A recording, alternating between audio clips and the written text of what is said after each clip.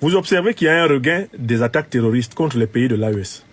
D'abord, vous devriez vous demander pourquoi les attaques terroristes se concentrent sur les pays de l'AES, alors qu'ils sont frontaliers de la Côte d'Ivoire.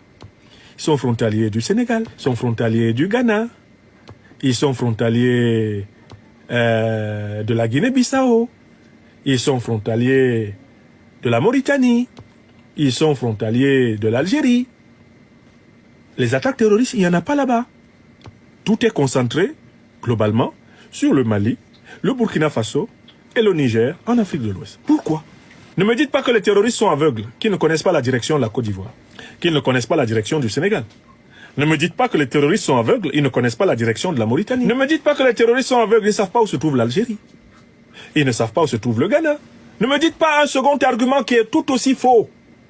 Oh, si les terroristes n'attaquent pas la Côte d'Ivoire, c'est parce que l'armée ivoirienne est très forte. Ça, c'est faux. Si les terroristes n'attaquent pas le Sénégal, c'est parce que l'armée sénégalaise est très forte. Ça aussi, c'est faux. Si les terroristes n'attaquent pas la Mauritanie, c'est parce que l'armée mauritanienne est très forte. C'est faux. Si les terroristes n'attaquent pas l'Algérie, c'est parce que l'armée algérienne est très forte. C'est faux. C'est pas la force de l'armée algérienne qui empêche le terrorisme de l'attaquer. Il n'y a aucun pays qui puisse, simplement parce qu'il a une armée très forte, se mettre à l'abri complètement des attaques terroristes. Même la France a été attaquée ici plusieurs fois par les terroristes. Les États-Unis ont été attaqués par les terroristes. Donc c'est pas la puissance militaire qui empêche les attaques terroristes. Quand les terroristes veulent t'attaquer, ils t'attaquent. Écrivez ça. Alors, pourquoi ces pays ne sont-ils pas attaqués? Pourquoi c'est l'AES qui est attaqué? Principalement.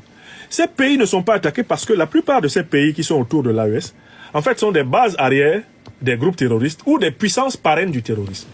C'est pour cela que j'avais créé un schéma que j'appelle l'oignon ou l'oignon géostratégique. Les forces armées de l'OTAN encerclent le continent africain. Ça, c'est le grand cercle. Et c'est ainsi, depuis 600 ans, l'OTAN, certes, ne date pas d'il y a 600 ans, mais les armées négrières, les armées coloniales, les armées néocoloniales et impérialistes occidentales ont constamment veillé à encercler l'Afrique pour pouvoir la piller. Ça, c'est le grand cercle. Il y a un deuxième cercle en Afrique de l'Ouest. C'est une organisation qui est subordonnée à l'OTAN. Elle s'appelle la CEDEAO. La CEDEAO, les pays de la CEDEAO constituent un cercle militaire hostile à l'AES. C'est le deuxième cercle, après le grand cercle de l'OTAN. Ensuite, il y a un troisième cercle. L'OTAN soutient les pays de la CEDEAO qui soutiennent les groupes terroristes. Ça crée donc le troisième cercle, les groupes armés terroristes. Et au milieu de ces trois cercles se trouve l'Alliance des États du Sahel. Vous avez compris? C'est ce que j'ai appelé l'oignon géostratégique. Premier grand cercle, les armées de l'OTAN. Écrivez ça. Premier grand cercle, les armées de l'OTAN. Deuxième grand cercle, en Afrique de l'Ouest, ce sont les armées de la CEDEAO. Troisième grand cercle, les groupes armés terroristes, qui sont approvisionnés par l'OTAN via les pays de la CEDEAO. Et via ses alliés, eh bien, au Sahara, l'Algérie, la Mauritanie.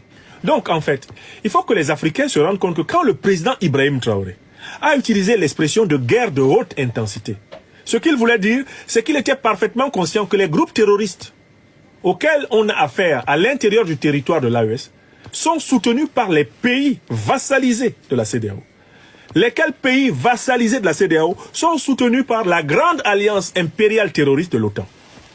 L'Africaine et l'Africain qui suit les enseignements, les analyses géopolitiques et géostratégiques de votre serviteur maîtrise la théorie de l'oignon géostratégique. Et il faut que les Africains prennent cet oignon géostratégique et qu'ils le gardent dans leurs affaires. Quand vous ne comprenez pas ce qui se passe, vous regardez l'oignon. Premier grand cercle, l'OTAN. Deuxième grand cercle, la CEDEAO. Troisième grand cercle, les groupes armés terroristes. Au milieu, l'AES. C'est la même structure qu'ils ont mise en place en Afrique centrale. L'Afrique centrale est encerclée par l'OTAN.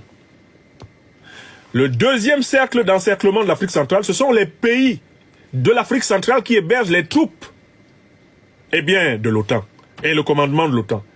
Et qui hébergent donc par conséquent les groupes terroristes qui déstabilisent, notamment aujourd'hui, la République démocratique du Congo. Le cercle de sorciers qu'il y a autour de l'AES est l'équivalent du cercle de sorciers qu'il y a autour de la République démocratique du Congo. Sauf qu'en République démocratique du Congo, il faut ajouter qu'il y a des dirigeants qui sont eux-mêmes associés aux sorciers. L'oignon géostratégique doit être connu et maîtrisé par les Africains. C'est une succession d'oignons géostratégiques qui ont été placés sur l'Afrique. Alors pour les briser, l'Afrique ne peut pas rester en permanence dans des stratégies défensives. Il y a nécessité à dégommer les roitelets néocolonisés qui travaillent en bonne entente avec les groupes terroristes. Il faut les dégommer. Ils doivent quitter le pouvoir. S'ils ne quittent pas le pouvoir, le terrorisme continuera de gangréner fortement l'Afrique. Do you know that 99% of supplements in the world